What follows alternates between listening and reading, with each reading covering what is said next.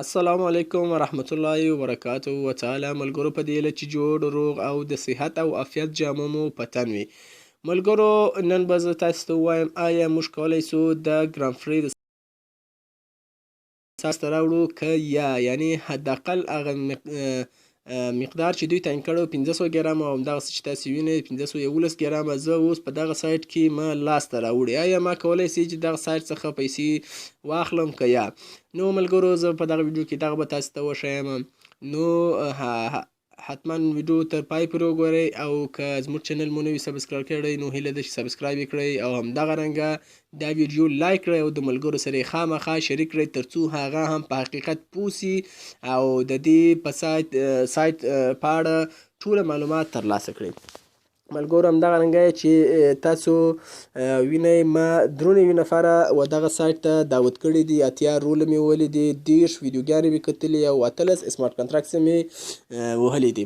ملګرو په دغو فعالیت چې ما کړی دی ما 511 ګرامه لاسته راوړي دي.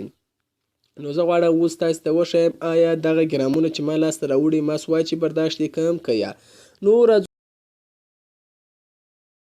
ملګرو دلته راځو ویدراول څخه تاسې کولی سئ خپل پیسې لاسته راوړئ. ملګرو زه په بیټ کوین باندې کښې کاږم ځکه چې په افغانستان کې وم پر ماسټر کارت باندې وهمه ځکه چې په افغانستان کې ماسټر کارت موږ سوای خپل پیسې د خارج څخه د ماسټر کارت په واسطه لاسته راوړو او دلته هغه 14 رقمي کوډ چې پر ماسټر کارت باندې وهلی هغه به وویو. نو زه به هغه ووهم.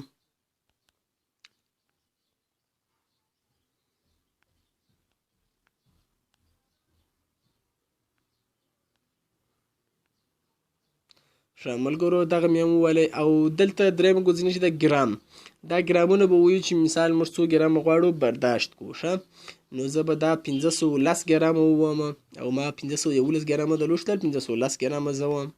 510 ګرامو قیمت ملګرو 980 د دغه پیسو څخه هم فیسي دی چې هغه د بانک لخوا اخیستل کیږي دا 5% چې هر څه وسوي. نو ملګرو راځو په ویدراول باندې کښې کاږو چې آیا واقعا دغه پیسې به موږ وسوای چې لاسته یې راوړو که یا؟ ګورئ ملګرو دلته وایي ایرور ناٹ انف ګرام یعنې تاسې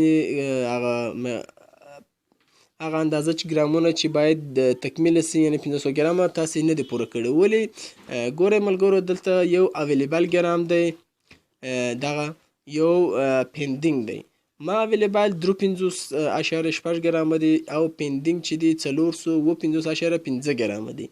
یعنې څنګه؟ یعنې ګورئ ملګرو دلته چې ما فرندونه هم دعوت کړي دي. ښه باید هغه څوک چې تاسې ته وایي کوئ و دغه سایټ ته هغه باید دوم لیول ته ولاړ سي او وروسته تاسې کولی سي خپل هغه ګرام چې تاسې درکړي هغه واقعي ګرام ته تبدیل کړئ او بیا خپل پیسې لاسته راوړئ. ګوره ما دلته ملګرو 3 نوي ملګري دعوت کړي دي او نوي ملګري نور زما له په پینډینګ کې دی یعنې په تعلیق کې دی. معلوم نه دی چې دی په دغه سایټ کې به پاته سي پاته نه سي فعالیت به وکړي که ونه کړي.